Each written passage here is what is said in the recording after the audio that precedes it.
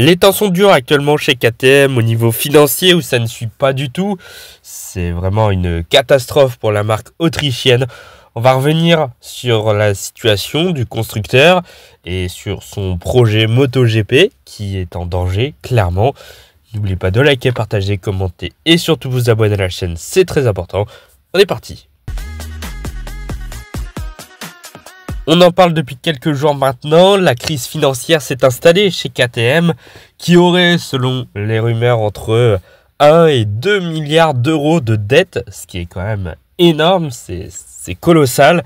Il y en a même qui parlent de 3 milliards, donc c'est vraiment énorme. Donc franchement, KTM est vraiment dans une mouise pas possible. En fait, le problème, c'est qu'ils n'arrivent plus à vendre de motos. Ils ont un stock qui est vraiment énorme et ils peinent à l'écouler en fait. C'est surtout ça le problème. Et du coup, ça fait perdre énormément d'argent à KTM parce que ils vendent plus, donc pas de rentrée d'argent. Et en plus, ce stock, il faut le conserver et l'entretenir. Et ça coûte de l'argent. Donc au final, c'est compliqué. Il y a quelques jours, KTM a eu recours à la restructuration judiciaire avec l'auto-administration, c'est-à-dire que KTM va pouvoir continuer ses activités malgré la crise financière, mais ce n'est pas elle qui prendra les décisions. Bon, c'est un petit peu compliqué tout ça, mais en gros, toutes les décisions que prendra KTM, il devra les valider en justice pour pouvoir continuer ses activités et ne pas faire couler la boîte. Globalement, c'est ça. Ils sont également en recherche de plusieurs millions d'euros pour pouvoir payer tout simplement les fournisseurs, etc. etc. Donc vraiment, ils sont dans le besoin d'argent. On parle d'une somme de 6 millions d'euros environ. Voilà, c'est compliqué. Évidemment, qui dit crise financière, dit licenciement à gogo. Et le conseil d'administration aussi a été réduit. Donc la crise est vraiment présente chez KTM. C'est vraiment très compliqué. Tout ça fait que le projet MotoGP de KTM est en réel danger. Et s'ils seront encore sur la grille d'ici 2-3 ans, rien n'est moins sûr. Ils ont confirmé qu'ils seront sur la grille en 2025. Il ne devrait pas y avoir de problème là-dessus. Mais ça va être compliqué. Et même la moto de 2025 va être impactée par cette crise financière. Il y a quelques jours, KTM a décidé d'arrêter le développement de sa KTM de 2025 jusqu'aux tests hivernaux de pré-saison, c'est-à-dire en février. Donc là, ils vont passer 2-3 mois environ sans développement sur la moto. Évidemment, en MotoGP, quand tu commences à ne plus développer, ça fait mal et tu te fais rattraper très rapidement par les concurrents. C'est quand même assez dingue la situation dans laquelle ils sont. S'il faut aller jusqu'à arrêter le développement d'une moto, c'est vraiment qu'ils sont pas bien du tout. Pourtant, KTM, c'était vraiment une des équipes qui développait le plus. On a vu assez souvent KTM arriver avec de nouvelles pièces sur leur moto cette année ou même les années précédentes. Des pièces qui ont fonctionné ou non. Mais voilà, toujours est-il qu'ils prenaient leur projet MotoGP vraiment à cœur. Et c'était vraiment une des équipes qui dépensait le plus d'argent pour développer sa moto. Et ça fonctionnait pas trop mal, même si, au niveau des résultats sportifs, ça se ressent pas énormément parce qu'ils n'ont pas gagné depuis 2022.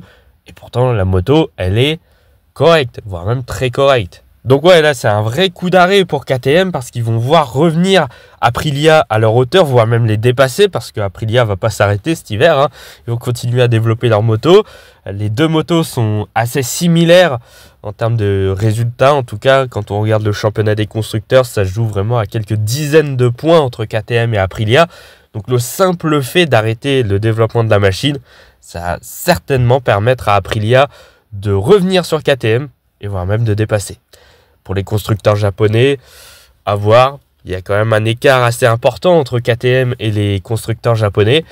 Mais 3 mois, 2 mois d'arrêt du développement, ça va faire mal et on ne sait pas ce qui va se passer avec les constructeurs japonais. Peut-être que même eux vont rattraper KTM.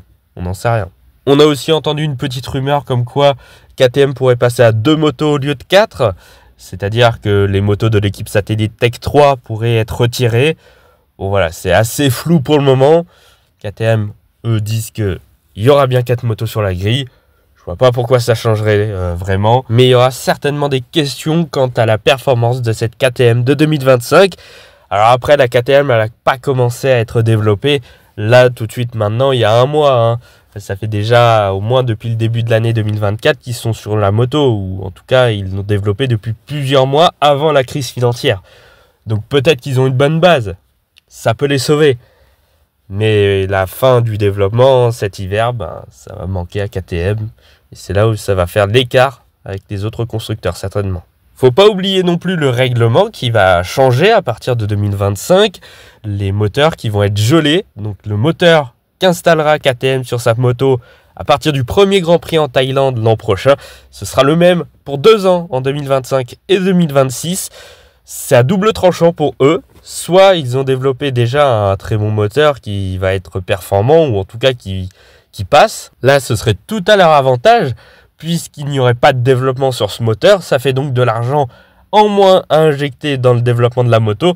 Donc là, c'est nickel pour KTM dans le cas où ils ont développé un bon moteur avant la crise financière.